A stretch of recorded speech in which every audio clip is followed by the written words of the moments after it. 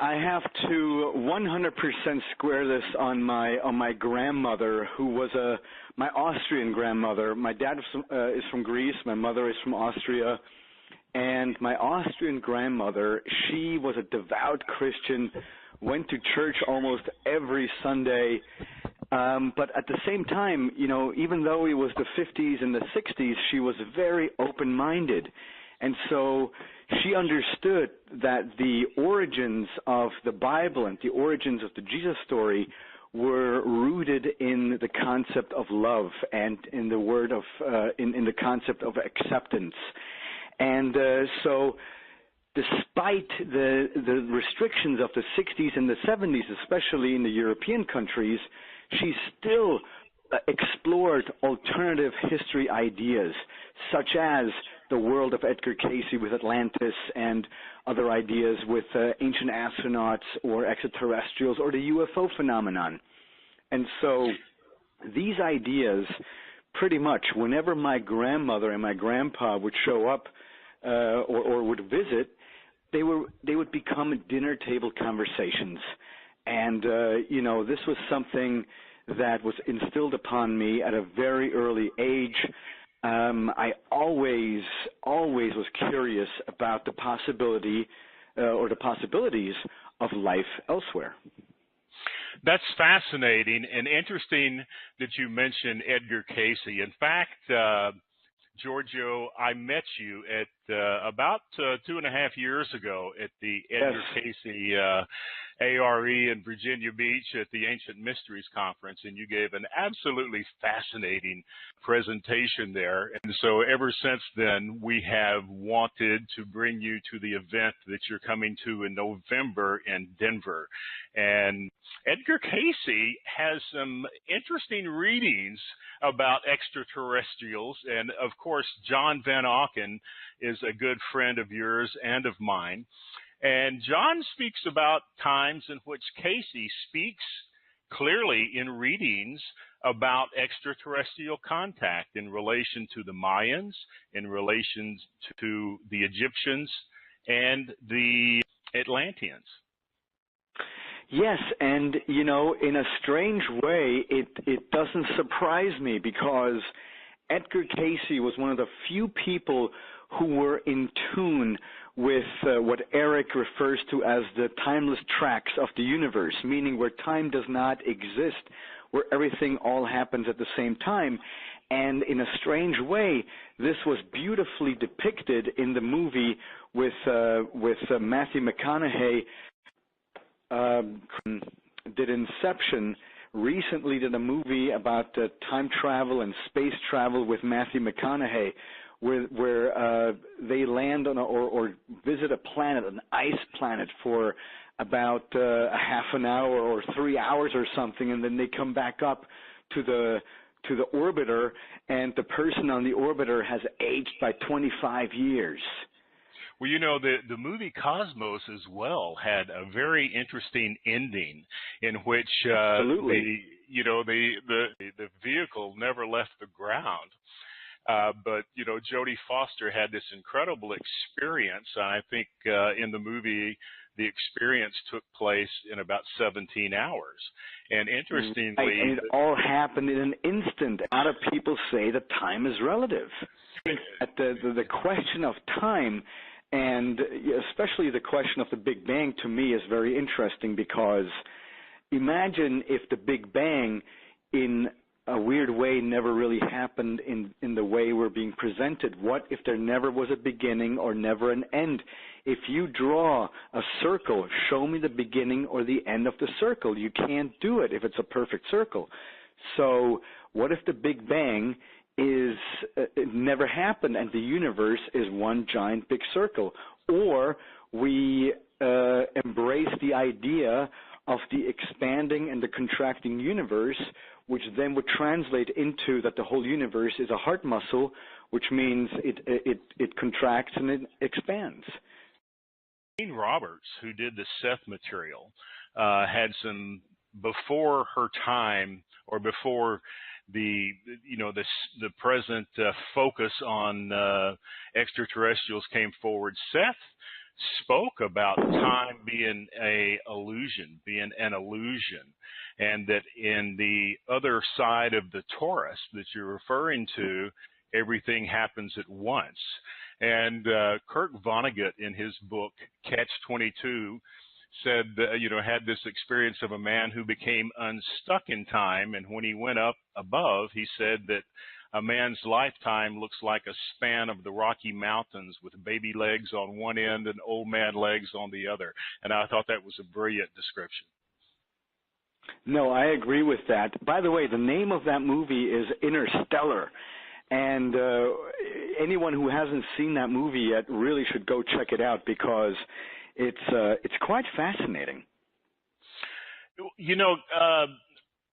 Giorgio, you and I have a common friend that we both have a tremendous amount of respect for, and that's Clifford Mahudi, the Zuni elder, who also has a master's degree in engineering. Yes. And we have had Clifford speak at several of our events. Okay. And in a side, about 2 years ago, he and I were both being interviewed for a special on the Grand Canyon produced by the Travel Channel. And so he and I went and had lunch together afterward. And he was telling me an interesting story, and it's going to lead into another question I'd like to ask you about. Clifford told me that years ago on the reservation that he was standing in with a group of people, and he and several other elders, people in senior age, saw an extraterrestrial craft come up in the horizon above a special set of mountains. And he said that none of the younger people saw it. And so his conclusion was that the senior elders, the people that were raised on the reservation at a time when all the teachings of vision questing and of sweat lodges and of ceremonial runs had taken place to teach them how to see the other side, that they had learned that, and that the younger generation had never learned to open the proverbial third eye. And so that brings me to my question, because Graham Hancock, who is also going to be a speaker at our event in Denver, speaks about the human brain not being the generator of consciousness, but the receiver of consciousness, and that consciousness can occur in different brain wave levels. And he speaks of the theta brain wave level as being the realm in which he thinks many of the multi-dimensional extraterrestrials and spirit beings exist. How do you feel about the multi-dimensional aspect, Giorgio? I absolutely agree with Graham Hancock. However, what I disagree with Hancock is that there are multiple levels, and he essentially says that it goes from our level of consciousness to the next level of consciousness that you can only experience through ayahuasca or DMT and various things like that. And while I never ever have discounted that the spiritual level on DMT and or ayahuasca exists, I still maintain that between our level of technology and spirituality and understanding of the universe, there exist other levels that lead us to that level where we just become spirit or ethereal beings. Well, you and I have known each other for quite a while. We've met each other a couple of years ago at the Edgar Cayce Foundation. I, have had some interesting experiences, and so I think, and I think Cayce speaks about this as well. And it's interesting that the Vatican recently sort of acknowledged the existence of other physical universes. Exactly. Seth in the Seth material says that physical reality is the anomaly in our cosmos. And our own scientists say that the dark matter or the antimatter realm makes up as much as 93% of all reality, and that the physical universe is the 7%. And so it appears as though the Vatican is now acknowledging the existence of other forms of life similar to ours, and perhaps others that are not similar. So much. But what are some of your most interesting places that you think reveal the presence of not only advanced past civilizations, but of extraterrestrial interventions and contacts? No, absolutely. And there's always one answer that I give, and it's never the pyramids, it's never the Nazca lines, but quite simply, it is Pumapunku, which is on the outskirts of a archaeological site called Tiwanaku in Bolivia. And that is a place that is at an altitude of 12,800 feet, so quite substantial altitude. The air is rarefied, and it's quite an inhospitable area. And there exists a archaeological site, megalithic, called Pumapunku. And while many tried to make the argument that the stones at Pumapunku are nothing else but soft sandstone, that's inaccurate, because the truth of the matter is that, yes, any of the stone that is in red or that can be seen is a red-colored stone. Yes, that is a red sandstone. However, all of the rocks, for example, the age blocks or the very intricately carved rock that is known as the desk or el escritorio, those rocks you can clearly see are in the color of gray. And that any geologist and any expert will tell you that that is gray andesite. And gray andesite today we would only be able to cut with either diamond drills or with diamond wire saws, or with water or harmonic jets. And, water jets especially. So you have to wonder how our ancestors from at least 1,200 years ago, and some have suggested even 10,000 years ago, if not 15,000 years ago, manufactured or worked these andesite stones. That is an absolutely amazing place. I am a geologist, and I lived in South America for 9 years, and so I've been to Tiahuanaco, and it is absolutely mind-blowing. Oh, that's great that you were there, so you can attest to my story. Absolutely. Can you tell your audience, when you touch the surface, how does it feel? It's, you feel like you're just in another place, and the evidence there is just so compelling that you realize that there's a lot more going on than our mainstream academics have acknowledged. And yes, it is I was referring to when you touch the surface of some of these cut gray andesite pieces, does it or does it not feel as polished as a bathroom mirror? And what I'm suggesting is that some type of technology was used with which the surface was polished to such a degree that in all likelihood, these pieces were in some way, shape, or form machined. So you as a geologist, would you agree with that notion? Absolutely, unquestionably. And, my wife and I have actually sat in front of those 8-shaped stones and touched them, as you mentioned, and it is just, it's just astonishing. And I was speaking with Robert Schock, who will also be with us in Denver, about that, and he agrees completely. And, he has done a lot of amazing work, as have you, regarding Easter Island, and he has some very interesting ideas from an academic level, and that is so important to bring the academic in, and that's one of the many reasons I really admire your program, the work that goes into it, and bringing in academics like Robert Schoch is so important. Well, here's the thing that, here we are. We've produced over 115 episodes of Ancient Aliens so far.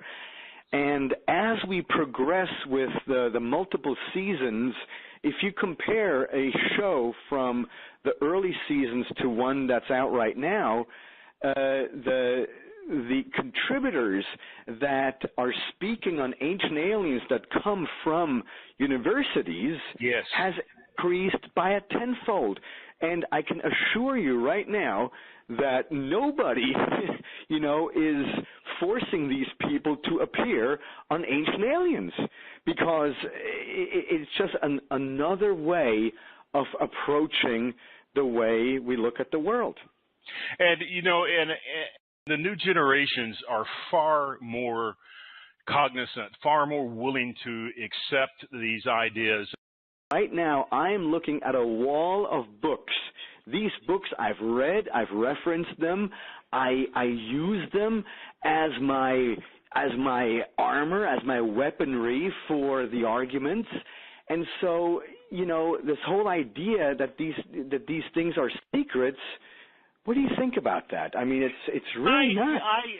You're preaching to the choir. I agree 100% on that topic, and have most of my life. I mean, really, as you say, when you go to places like Tiahuanaco in Bolivia, the evidence is right in front of you, and there are just thousands of other things, that are just glaringly apparent that we are not alone in the universe. And that we are a species that, for one reason or the other, have forgotten our true heritage. So I could not agree with you more on that. And I applaud you for the work that you're doing and the stand that you're taking. And I realize it's not always easy. No, thank you very much. But I'll tell you what the embrace that I've received overall ever since Ancient Aliens, that alone has been worth it, because of course there's always opposition that comes along with it, but I've always said I've got the best fans in the world, and I really I'm very, very fortunate to be able to say that. Absolutely. Robert Schoch, as we've been speaking about, was telling me that he really has a tremendous belief in all of what we're talking about, and he said that in his early days he met such tremendous academic opposition, and that it was gratifying that 10 years later, after his initial theories on the age of the Sphinx began to be rectified, he said, but he took such a huge attack for a number of years.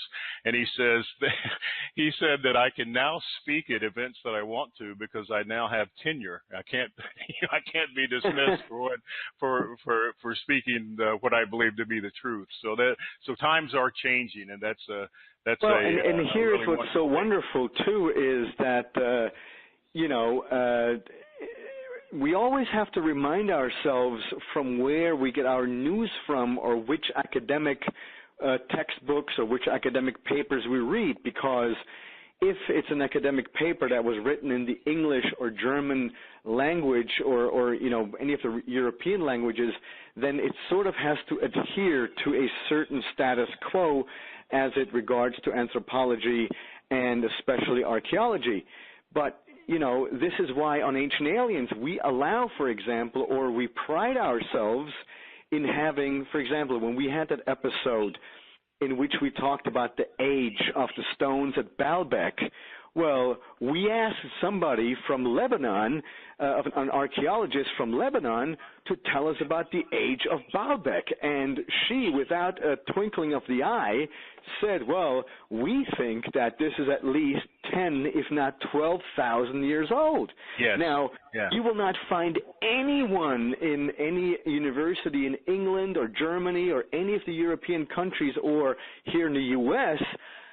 unless it's, for example, Robert Schoch or some of the outliers that, hey, Baalbek, the foundation stones may, in fact, be 12,000 years old. Because why? Hey, come on. It would just completely obliterate the chronology of current archaeology, which, by the way, in my opinion, will be a good thing. And, you still get the resistance from some of the Egyptian, some of the Egyptologists, but the evidence is becoming glaringly apparent. And so, Giorgio, you're also leading tours now. Is that correct? Well, on September 16th through October 1st of this year, I'm leading a tour of about 35 people through Peru and Bolivia. We're going to Lima, Paracas, Nazca, to the Ica Stone Museum, to the Museum of the Elongated Skulls, and then we take a plane to Cusco to check out Machu Picchu, and then we fly over to Bolivia. Actually, we take a train to Bolivia, a wonderful train excursion. 11 hours on the train. It's an Orient Express, so really nice and wonderful with a bar and a restaurant car. And in La Paz, or in Bolivia, we will go to the Silustani Towers, and also we will go to the Tiwanaku Museum, and also, obviously, to Pumapunku and Tiwanaku itself. So if anyone is interested in that, we have I think 2 more seats left. If they want to email us, it's office@legendarytimes.com, but this has to come in the next 48 hours, because just today I was on the phone with our tour operator putting on the final touches, but I know that I have 32 people that are very excited to travel with us, and I can't wait to do this. Well, that sounds absolutely amazing. As I told you, I lived in South America for 9 years and spent a lot of time in Bolivia. And, That's great. Bolivia, that's fantastic. Bolivia is such an amazing place.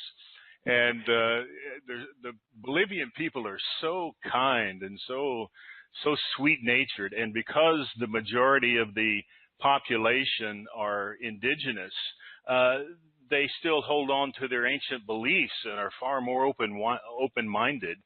And, there's some fabulous places in Bolivia, such as the Salar de Uyuni. I'm sure you've heard of Salar Uyuni. It is the largest salt flat on the earth. It's at 12,000 feet. And they actually have an old hotel in the center of it made out of salt. And that area is surrounded by volcanoes. And the Aymara indigenous people there believe that these volcanoes are hollow and speak about Star Nation people coming in and out all the time. Right, and those stories to me are they are the meat to a certain skeleton or to certain types of bones that at some point originated in the truth. So every mythology has a core of truth. And if there are stories of lights coming out of volcanoes and things like that, if it were one thing if those stories are unique. But there are stories of lights coming in and out of volcanoes worldwide. The first things that come to my mind is the lights that come out of the volcanoes at Lago de Atitlan in Guatemala. Then you have these stories at Teotihuacan in Mexico with volcanoes and lights and things like that. I mean, are those all coincidence, or is something going on? So, after a while, even coincidence no longer makes sense. Absolutely. And when I worked in Brazil as a geological engineer, my co-partner, the engineer that was my colleague, was actually from Guatemala. And his wife, her father was actually a Mayan elder. And this is back 30 years ago. And she would tell us stories that her father and her grandfather were allowed to go into deep recesses of caves where they met with a blue-skinned race of people. And, you know, she was a very, very credible person. Her, you know, she had a master's degree, and her husband had a master's degree in engineering. And so there are forgotten segments of very credible information. I actually met with Don Alejandro, who is the leader of 84 Mayan nations, and he spoke about, I actually met him in Peru years ago at a conference, and well, he spoke about this. Here's the interesting thing, and this may sound bizarre, but, you know, this whole idea, and it's not just an idea, but we can also see it.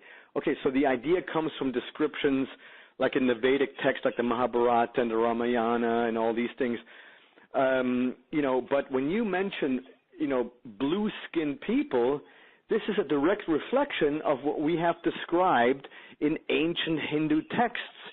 So who is to say that some of these extraterrestrials had a blue skin tone? And it would not surprise me in one bit, even though they would look like you and me or any other race on the planet, just in blue.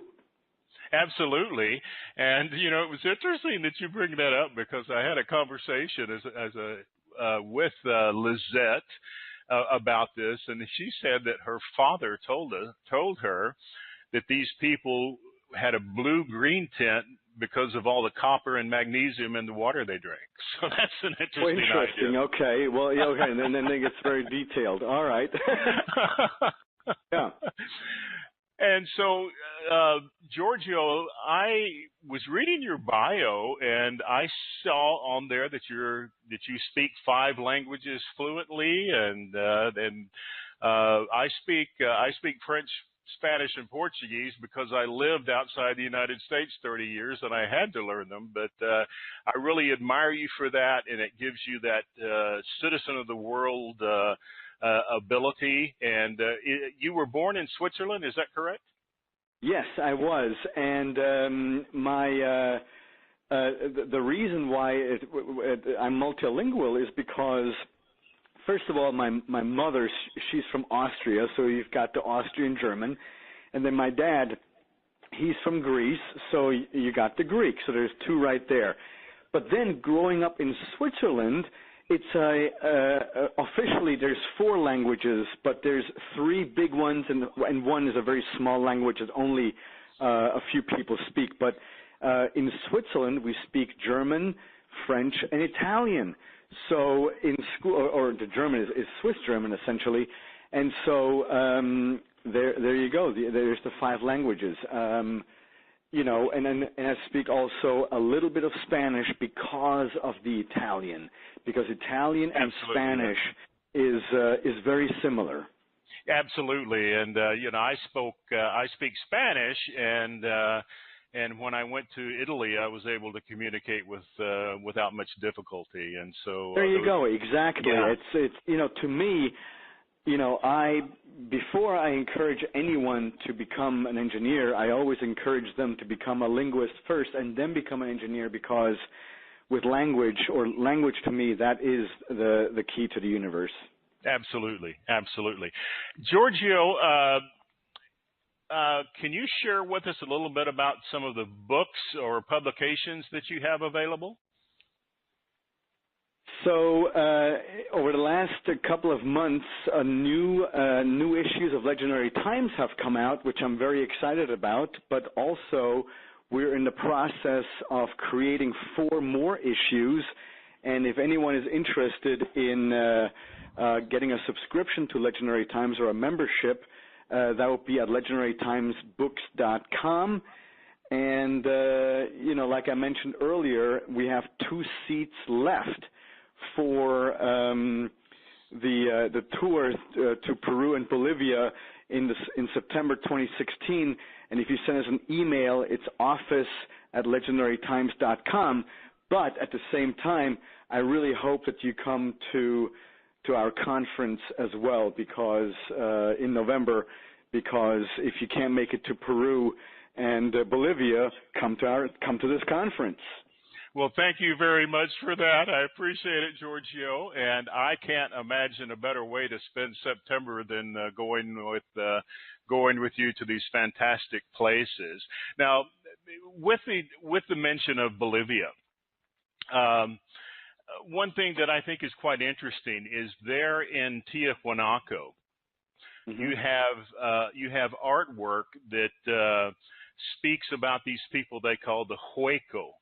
And they look a lot like the Copelli that Clifford Mahudi and others, not just from Zuni, but from the Havasupai and from the Hopi, speak about. Clifford Mahudi believes that the Copelli or the Kachina are actually extraterrestrials that live underground in tunnel systems. And there is legends in Tiahuanaco as well as Cusco about a system of underground tunnels that connect many, many places. David Hatcher Childress speaks about a place in Minas Gerais, Brazil, that has a tunnel system that he actually went into.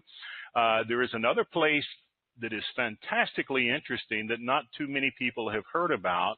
Eric von Daniken spoke about it years ago, and I've been there many times, and that's called Samiapata. And Samiapata is what Eric von Daniken originally described in Chariot of the Gods as an ancient landing strip. It's a quartz capstone on top of some interesting mountains near Santa Cruz, Bolivia. And there is a tunnel system. There is a tunnel there. I've been to it. And it goes down about 75 feet, and then there is 3 different horizontal branches that have been pretty much unexplored. They're restricted now because it's dangerous. But I have spoken to people and explorers and caretakers of that site that have been able to walk into it. And the legend is that it connects to Cusco. And what's interesting about Tiahuanaco is that these Huecos, these underground people that are legendary there and depicted in pictographs and pictoglyphs, look almost exactly like the Kachina. Well, that's a fascinating story, especially because it corroborates in the story where in 1960, it's either 1957, 58, or 62 or 63, one of those 4 dates where there are documented stories where these 2 young kids went or got lost in this underground tunnel system that leads outside of Cusco, and they were gone for either, and again, I'm sorry, I did not prepare for this because it's a fantastic question, but they were either gone for 3 hours or they were gone for 3 days. But regardless, they both came back, and one kid had either white hair or the other kid could no longer speak. But one of the kids also had a solid ear of corn made out of solid gold in his lap. Wow. And they were just, laughing uncontrollably, and they never spoke coherently ever again. So allegedly, they had a glimpse of the famed city of gold underneath or, close by to Cusco, because when Pizarro or Cortez came to conquer this area, the Inca made everything in their power to disappear or to hide the vast amounts of gold, of solid gold, that they had hired. And, this is what this wonderful treasure stories, why these treasure stories today still exist, that somewhere in the jungle, in the Amazon or in Bolivia or in Peru, that this fabled city made of gold, El Dorado, still exists, because allegedly this is where Atahualpa, the famed Inca emperor, That's where he hid or moved all the gold before the Spaniards could steal anything, or they only gave them, you know, a handful of the true treasure, which I think is awesome that the Spanish never succeeded. Well, you know, on the topic of gold, as I say, I'm a geologist and I've studied gemology as well. And gold has some fantastic attributes that a lot of people are not aware of. And some have even speculated that gold could be a power source. But Edgar Cayce speaks about the reason gold was originally considered so valuable is because it actually can increase human longevity. It can make you live longer. And and he speaks about gold chloride solutions as you know, and not taking them internally, but putting electrodes into a gold chloride solution and then holding metal rods that have a small electrical pulse going through that gold chloride as increasing the vitality, increasing the health, and allowing for longevity. And that would be the reasons why the ancient people, the ancient rulers, collected gold and wore gold, because it has such tremendous benefits. And as you probably are aware, there is in China or Japan, one of the two, a bathtub that one of the ancient emperors had made out of solid 24-karat gold. And they would allow, up until recent times, people to, because it was privately owned, take a bath in that water. And they said that that would give you another 10 years of life for just soaking in that water. So gold has some very interesting attributes. Oh, right. Okay. Yeah, that's very interesting. And, you know, this all coincides with multiple stories of the Fountain of Youth, because many stories are connected with gold cups, or, you know, gold coins and things like that, with which the Fountain of Youth was connected. So this is all very, very fascinating stuff, and I do think that there is knowledge, scientific knowledge, that over time has been lost. But at the same time, we should rejoice in the fact that all this stuff right now is being rediscovered, because we should be quite proud with the technological advances that we've achieved so far as a society, really. Absolutely.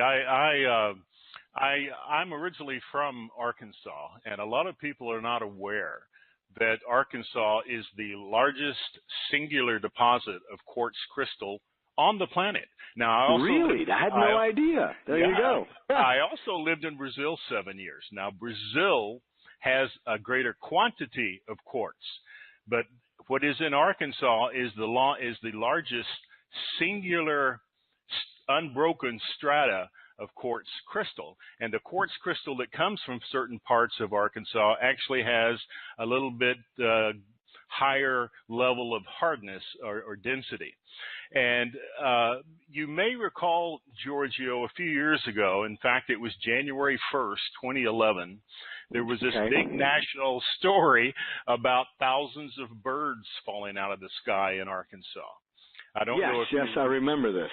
And so I grew up there, and that phenomena of birds falling out of the sky used to happen about once every year or two. And so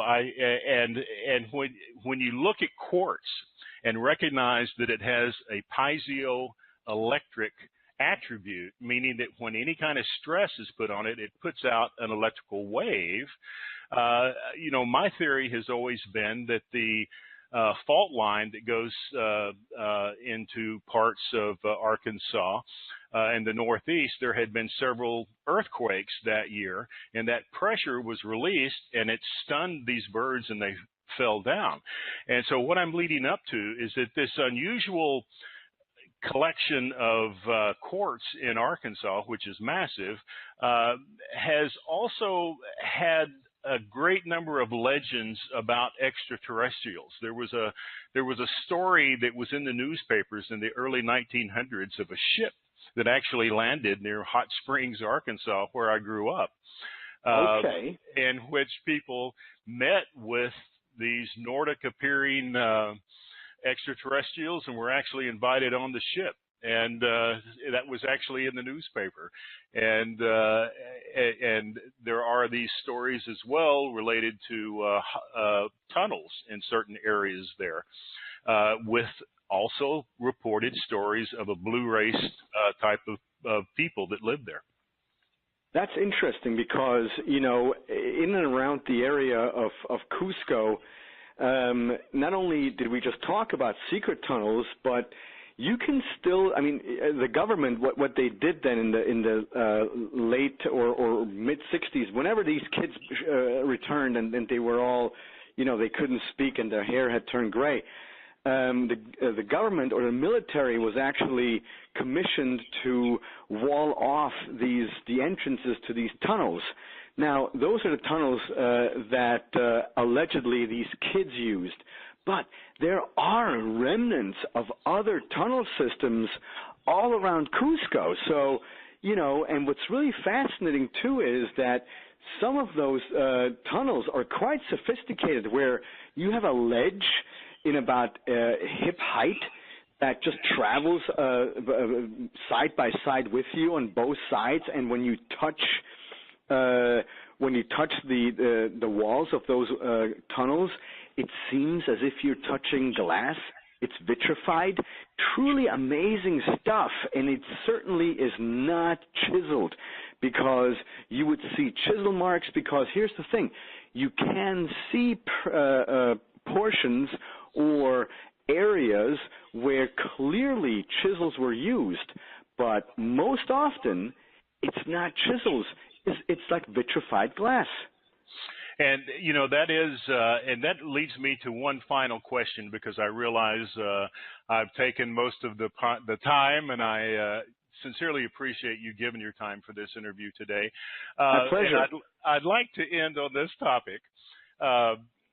Years ago, David Childress spoke about a cave that was reportedly found in the Grand Canyon, and I know you're aware of this, and was reported in the Arizona Gazette as appearing to be an ancient Egyptian cave. Now, I have actually rafted down the Grand Canyon 200 miles 5 different times. And this mystical area of this reported cave and the underground area that Clifford Mahooty speaks about is near the confluence of the Little Colorado River and the Big Muddy Colorado River. And it's an amazing area. And so Childress and others have spoken about this particular cave. And I was wondering if you have any thoughts on this Grand Canyon area and the possible existence of a underground extraterrestrial base in that particular area. My thoughts are as follows. Yes, as you just said, I know about the story, and here are my thoughts. If any of your listeners knows anything about this or the location, they should email me at the same email, office@legendarytimes.com, and I'd be more than happy to check it out with you, because I've actually asked David about this as recently as a few weeks ago at Contact in the Desert if anything has happened with that story, and he said, well, I don't know. And I said, well, let's organize an adventure there, and maybe with your help and through this program, we can organize something.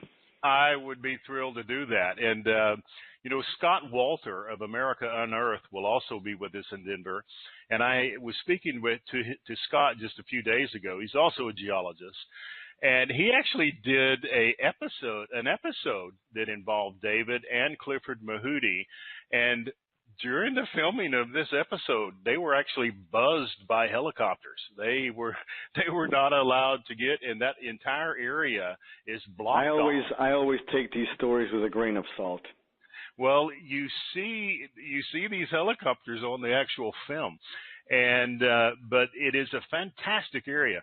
You start off when you float If a the helicopter school is in the area or something like that. yeah, it's possible. I always try to look at it from both perspectives because, some of these stories are just simply hard to believe. Yeah, and and also a lot of this area is on Hopi land, and you need permission to get into that area of the. Sure. Mm-hmm. Yeah, and they have that underground area is called the Seppo, and it's off grounds, and it's restricted to the Hopi people, and it's right in that area, and that is the tunnel that they talk about going into. Look, the whole idea that there may be a worldwide tunnel system to me is not far-fetched at all because, this, in a strange way, it all ties into the whole hollow earth theory. But at the same time, if the hollow earth theory entails the idea of a worldwide subterranean tunnel system, then I'm actually a proponent of the hollow earth theory because these are not topics that are too far-fetched because we can prove a tunnel system. Whether or not that these tunnel systems actually connect, well, that's still part of the quest. That's what it all counts to figure out. Absolutely. Giorgio, our time is drawing short. I could listen to you for hours. I think you're an absolutely brilliant pioneer, and I acknowledge you for that, and I honor you for that. We're really looking forward to seeing you in Denver. Our event is November 18th through 21, and our website is www.earth-keeper.com. It's on the screen now. I also have Giorgio's websites on the screen. Giorgio has a fantastic trip planned to Peru and Bolivia very soon. He has 2 spots open, and you can contact Giorgio through Legendary Times. And so thank you again, Giorgio. You're an amazing person, and we're honored to have you in Denver and look forward to seeing you soon. It was a great pleasure, and I've heard so much about your event, so I can't wait to attend, and I'm looking forward to meeting everyone attending.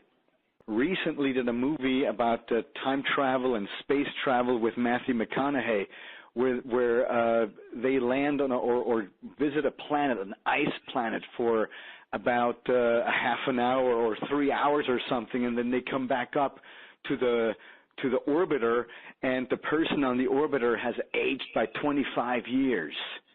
Well, the movie Cosmos as well had a very interesting ending in which the vehicle never left the ground.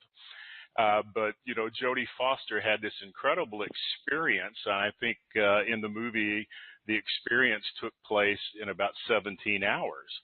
And interestingly, and it all happened in an instant. A lot of people say that time is relative.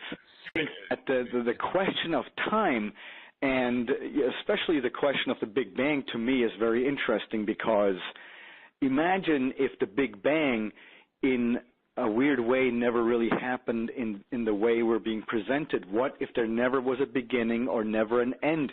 If you draw a circle, show me the beginning or the end of the circle. You can't do it if it's a perfect circle. So what if the Big Bang it never happened and the universe is one giant big circle? Or we embrace the idea of the expanding and the contracting universe, which then would translate into that the whole universe is a heart muscle, which means it contracts and it expands. Channel. And so he and I went and had lunch together afterward. And he was telling me an interesting story, and it's going to lead into another question I'd like to ask you about. Clifford told me that years ago on the reservation, that he was standing in a group of people, and he and several other elders, people in senior age, saw an extraterrestrial craft come up in the horizon above a special set of mountains. And he said that none of the younger people saw it. And so his conclusion was that the senior elders, the people that were raised on the reservation at a time when all the teachings of vision questing and of sweat lodges and of ceremonial runs had taken place to teach them how to see the other side, that they had learned that, and that the younger generation had never learned to open the proverbial third eye. And so that brings me to my question, because Graham Hancock, who is also going to be a speaker at our event in Denver, speaks about the human brain not being the generator of consciousness, but the receiver of consciousness, and that consciousness can occur in different brain wave levels. And he speaks of the theta brain wave level as being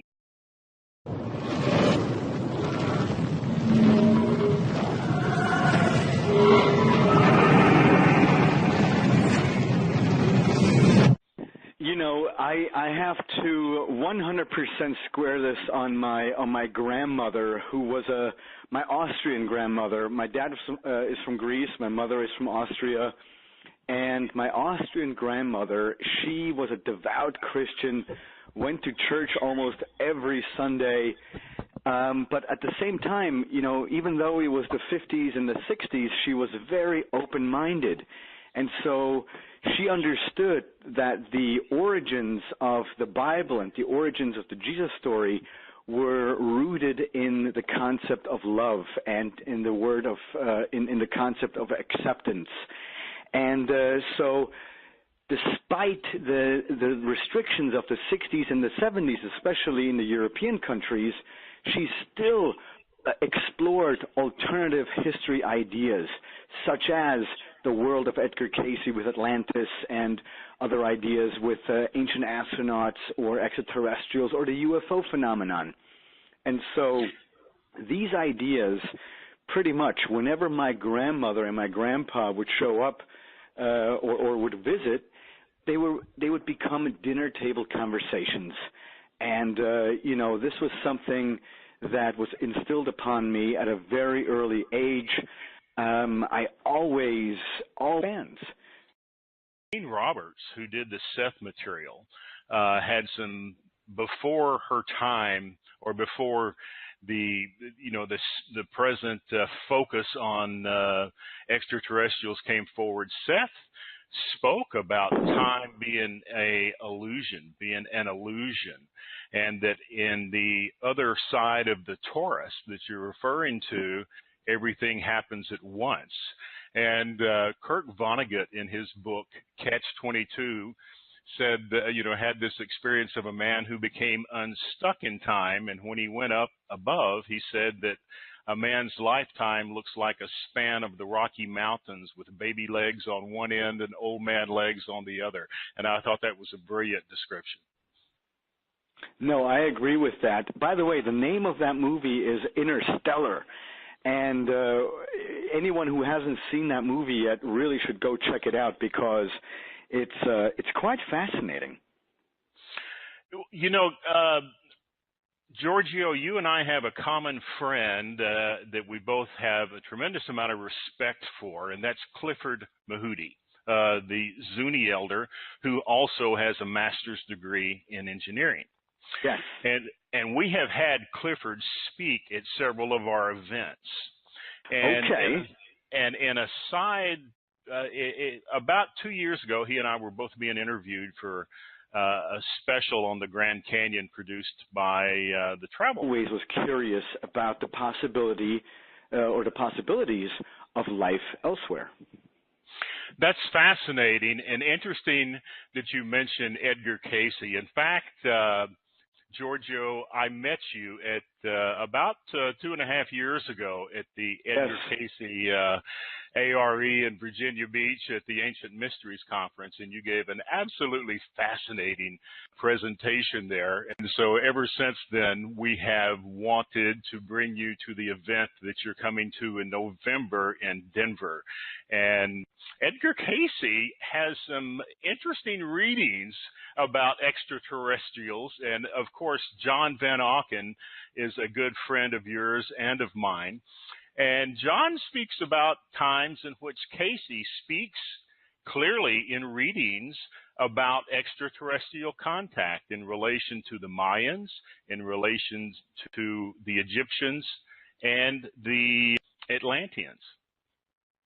Yes, and you know, in a strange way, it doesn't surprise me, because Edgar Casey was one of the few people who were in tune with what Eric refers to as the timeless tracks of the universe, meaning where time does not exist, where everything all happens at the same time.